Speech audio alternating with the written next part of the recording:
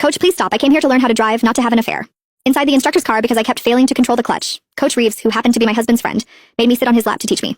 The problem was I was wearing a short skirt that day, and underneath it I wasn't even wearing safety shorts. Even worse, he actually pulled his member out and pressed it straight against me. My name is Winnie Miller. Recently, my company required frequent business trips, so I decided to get a driver's license. It just so happened that my husband's friend, Logan Reeves, was a driving instructor. He said he wouldn't charge me for lessons. On the day of practice, my husband, Daniel Miller, told me to dress nicely. After all, a wife's appearance is often seen as a reflection of her husband. I thought about it for a moment and put on the tight short skirt Daniel had bought for me. It hugged my curves closely, outlining my full round hips. The fullness of my chest swayed as I walked, rippling like water. Daniel stared, his eyes practically glued to me as he praised me again and again. Good, good, good. You look amazing in that. Logan is going to be so jealous. I shot him an annoyed look. Aren't you worried some other man might set his sights on your wife?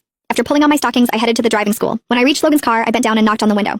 Coach Logan, I'm here for my driving lesson. Logan rolled the window down, his eyes fixed straight ahead. I lowered my head and immediately realized why. When I bent over, my skirt had ridden up, exposing a large patch of fair skin. I quickly covered myself with my hand. You're Winnie, right? Get in. Daniel is my buddy. I'll make sure to teach you properly. I guarantee you'll pass in one go.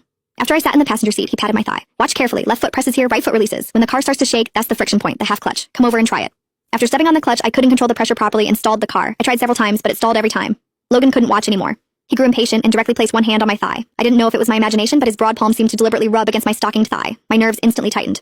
I'll teach you how to control the pressure. When I press with my hand, you release the brake. The closeness only made me more nervous. I hesitated and said, Coach, this isn't appropriate. My husband is your close friend. Touching my leg like this? He laughed loudly. What's there to be afraid of? I'm only anxious to teach you well because of Daniel. I'm not taking advantage of you. Other students don't even get this kind of attention. I relaxed a little. With his guidance, I stepped on the clutch. The car began to shudder gently. Suddenly, his hand pressed down harder, gripping my thigh firmly. Don't move your foot. This is the point.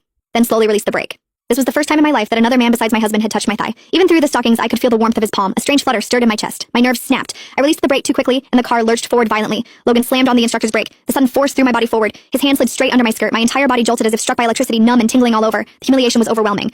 Logan withdrew his hand and looked at me. You have to release it slowly. Don't be nervous. Let's try again. I took a few deep breaths. This time, the car finally started smoothly. Next came reverse parking. That completely defeated me. I tried again and again, yet the car never went in properly. Either I crossed the line or parked crookedly. Not once did I succeed. Logan shook his head. With skills like this, you could practice for 10 years and still not get it. His words made me anxious. What am I supposed to do then? I have to start traveling for work next month. Not knowing how to drive won't work. Logan stroked his chin, his gaze openly leering. There is a way. Sit on my lap. I'll teach you, step by step. You'll learn fast. My heart skipped. Sitting on his lap was far too intimate. If Daniel found out, there would definitely be trouble. Isn't that inappropriate? Sitting on your lap is too close. Daniel probably wouldn't agree. Logan took out his phone and called Daniel. Hey Daniel, Winnie has been practicing for 3 hours and still can't get it. I'm thinking of having her sit on my lap so I can teach her step by step. Do you agree? To my shock, Daniel agreed without hesitation. I trust you. As long as you can teach her, sitting on your lap is nothing. Then he hung up. A ball of anger swelled in my chest. How could Daniel be so careless? He didn't even mind his wife sitting on another man's lap. Since he felt that way, I decided not to hold back either. With a sense of retaliation toward Daniel, I sat down on Logan's lap. I deliberately shifted my hips back. I could clearly feel something hard pressing against me. My face instantly flushed. Logan was unbelievable. I felt harder than steel, unlike Daniel, who had been limp and useless for so long, leaving me unable to feel like a woman. I held the steering wheel